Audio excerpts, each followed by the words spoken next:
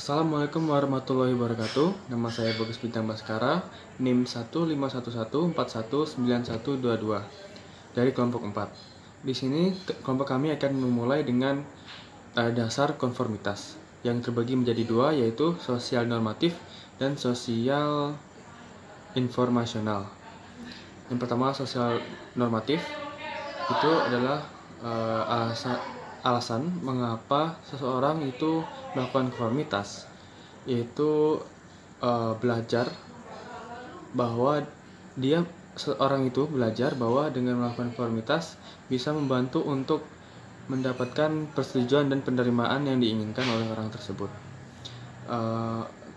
Karena pengaruh sosial yang meliputi perubahan tingkah laku untuk memenuhi harapan orang lain, maka terciptalah konformitas ini yang dikenal sebagai pengaruh sosial normatif.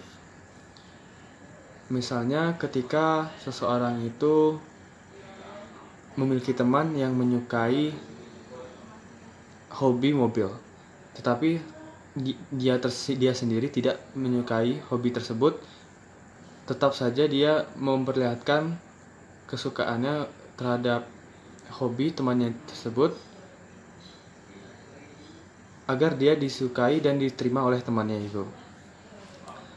Dalam situasi ini, jika dia mengubah perilakunya agar sesuai dengan temannya itu, mungkin juga cenderung akan mengubah keyakinannya terhadap kesukaan dia itu sendiri. Yang kedua, dasar kedua itu sosial informasional. Dalam dasar yang kedua ini, pengaruh sosial informasional itu seseorang yang bergantung kepada orang lain sebagai sumber informasi yang dia percaya dalam aspek dunia sosial. Contohnya, jika seorang turis yang dari Indonesia ke Italia. Jadi orang Indonesia ini akan mengamati bagaimana kebiasaan orang Italia, misalnya saat sedang mengantri di sebuah toko. Maka orang Indonesia ini akan mengikuti langkah-langkah dari orang-orang Italia tersebut. Kecenderungan ini untuk menyesuaikan diri bergantung pada dua aspek situasi. Seberapa dasar keyakinan seorang itu terhadap sumber dan seberapa penilaian diri dia sendiri tersebut.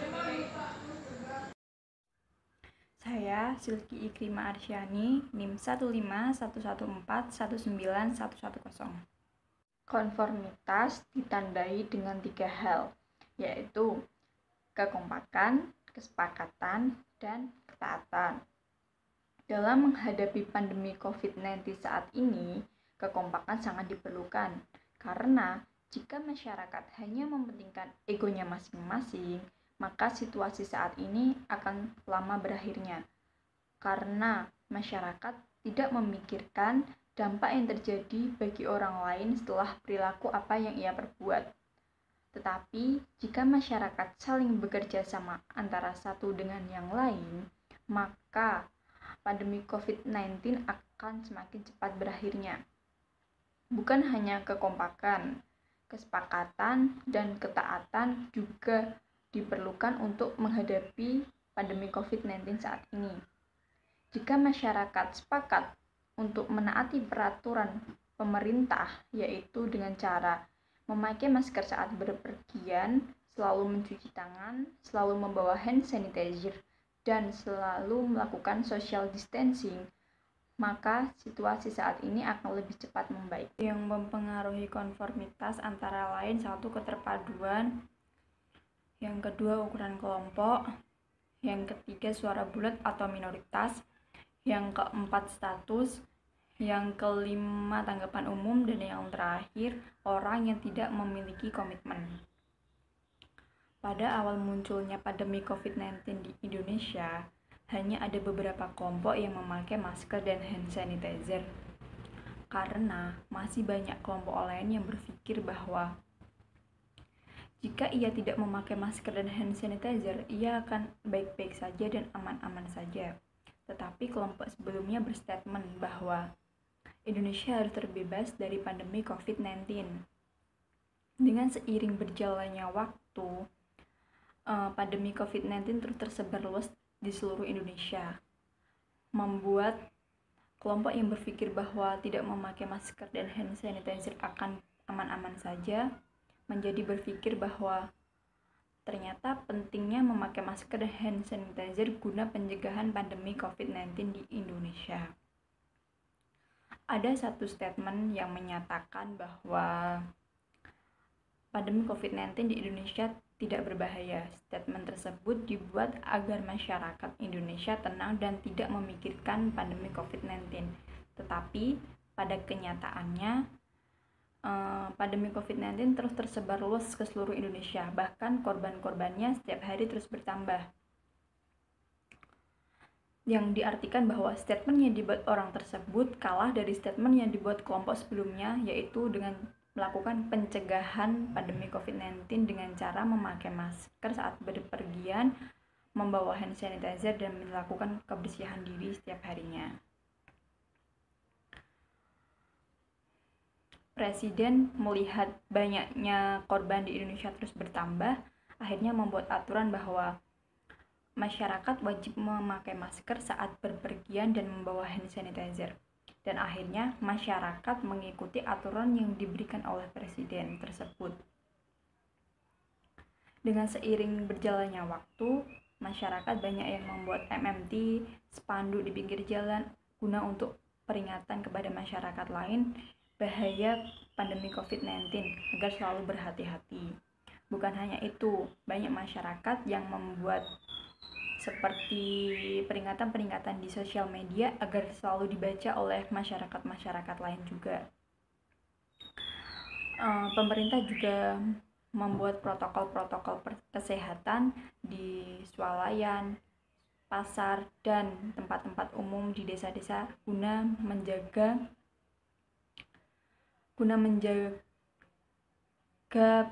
keamanan dari pandemi COVID-19 dan masyarakat selalu berhati-hati. Assalamualaikum warahmatullahi wabarakatuh. Perkenalkan, nama saya Belina Sileriski, NIM 15114191115.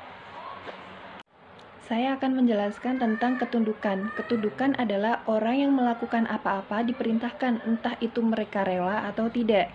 Lalu ada 6 dasar kekuasaan sosial. Yang pertama ada imbalan. Imbalan adalah memberi atau menjanjikan imbalan yang positif. Yang kedua ada koersi atau paksaan, yaitu memberi atau mengancam dengan imbalan yang negatif.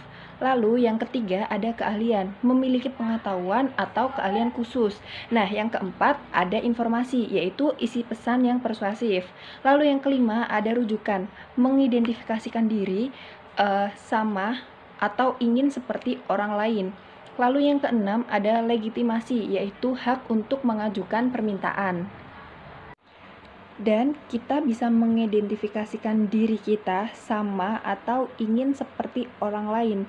Nah, seperti contohnya begini, semisal ada orang yang terkena atau tertular COVID-19.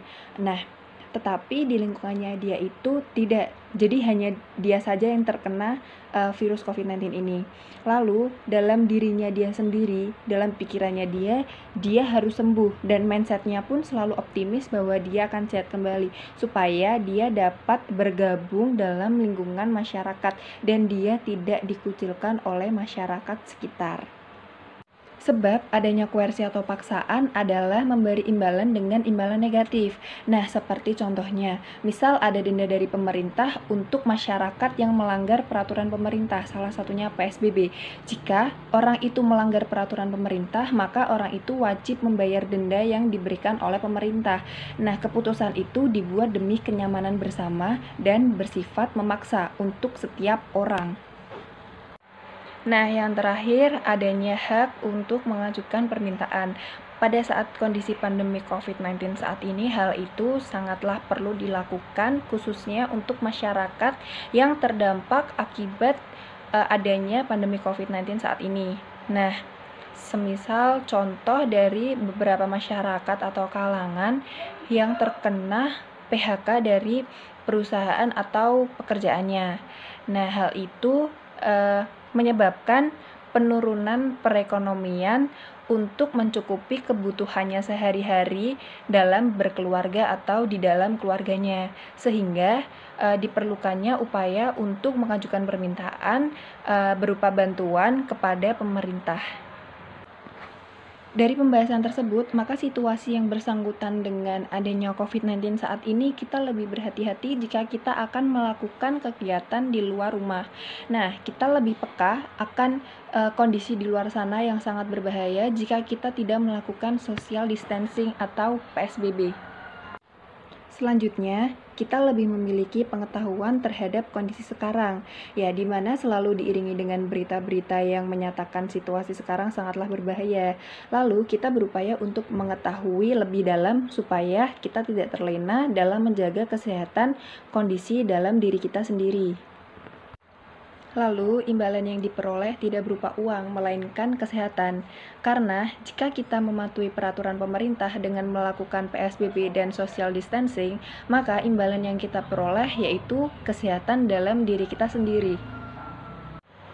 Terima kasih, kurang lebihnya mohon maaf. Wassalamualaikum warahmatullahi wabarakatuh.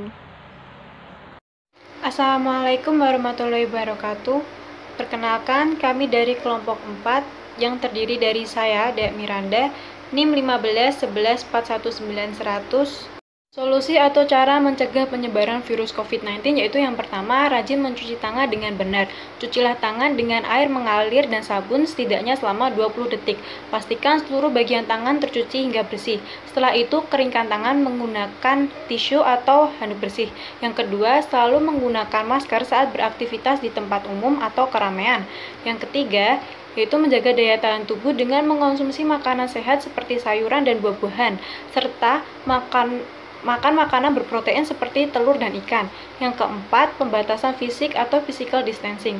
Hal ini dilakukan dengan cara tidak berpergian keluar rumah kecuali hal yang darurat atau keperluan yang mendesak. Nah, pembatasan fisik juga dilakukan dengan cara menjaga jarak dengan orang lain minimal 1 meter. Dan yang terakhir, yang kelima, menjaga kebersihan rumah dengan cara rajin dibersihkan secara menyeluruh, termasuk perabotan dan peralatan rumah yang sering disentuh seperti ganggang pintu, remote TV, dan keran air. Negara-negara yang berhasil mengatasi penyebaran virus COVID-19 memiliki kesamaan, yaitu masyarakatnya patuh terhadap kebijakan yang diberikan oleh pemerintah. Hal tersebut menjadi faktor utama keberhasilan mencegah penyebaran virus COVID-19.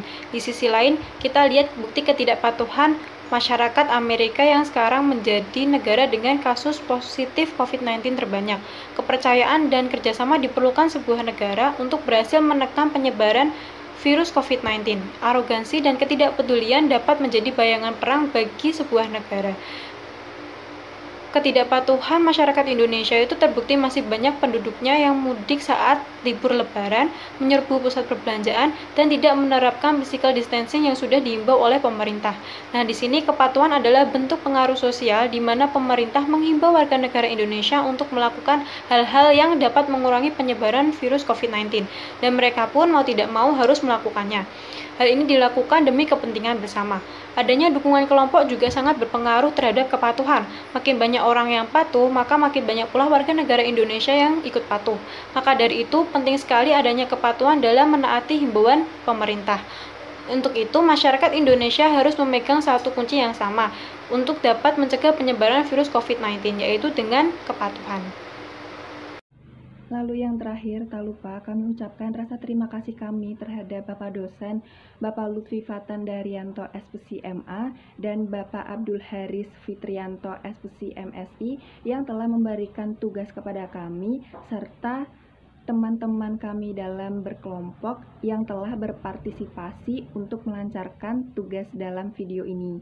Kurang lebihnya mohon maaf. Wassalamualaikum warahmatullahi wabarakatuh.